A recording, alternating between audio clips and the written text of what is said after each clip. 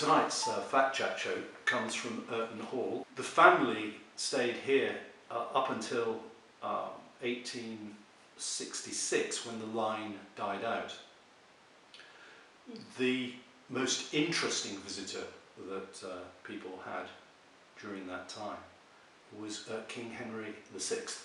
During the time, the English Civil War, the War of the Roses in this case.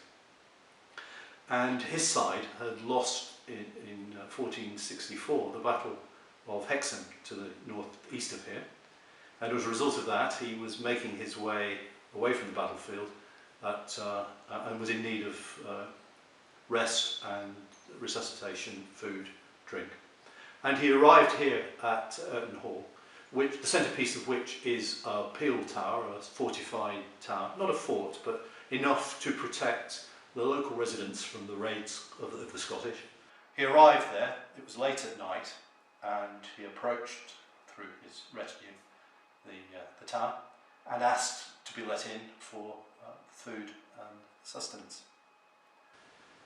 He was rejected. You have to remember it was a civil war at that time, and John Irton, who was the Irton resident at the time, whose wife was Anne Lamplugh, was her maiden name, had come out on the side of York, and so he was rejected.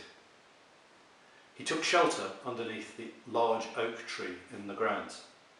And that would probably have been the end of the matter, but Anne harboured support for Lancaster, and took food and drink down to the tree and gave it to him, and directed the king and his retinue to the south, to a place where she knew there to be a loyal Lancastrian household, Muncaster Castle.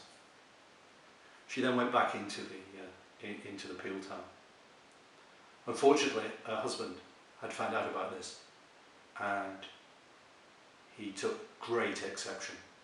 So he punished her, chastised her, but she was unrepentant. She was punished by being walled up inside the Pele Tower with its very thick walls and starved to death. It is alleged that her ghost is seen on the battlements. Her ghost has been reported as being seen on the bluffs over the River Irt.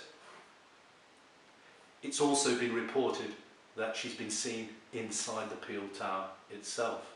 But there's still an atmosphere about the Pele Tower which people who visit it have reported, particularly our members of staff here, who when they're alone or in pairs up there doing the cleaning, doing repairs, have actually sensed an atmosphere which indicates something paranormal.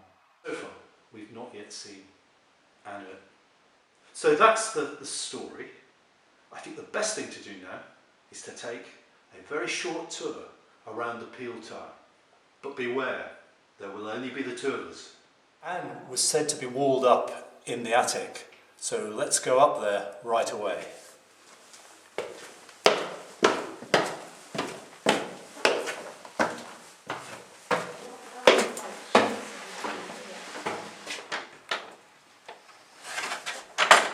And so here we are, in the very room it's said that Anne Irton was walled up as a result of her loyalty to the deposed king.